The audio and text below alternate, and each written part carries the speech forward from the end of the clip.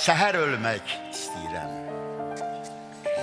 Gecə ölsəm bağışla. Bilmirəm necə yaşadım, necə ölsəm bağışla. Tanrıdan bəxt borc alsaydım, sənə də saxlayardım.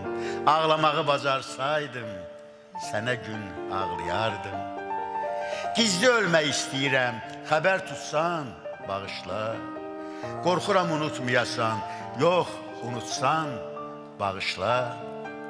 Qışda ölsəm qəm eləmə, yerim isti olacaq. Ruhum uçub cəhənnəmə gedən tüstü olacaq. Səssiz ölmək istəyirəm, səsim gəlsə bağışla. Sənsiz ölmək istəyirəm, sən də ölsən bağışla.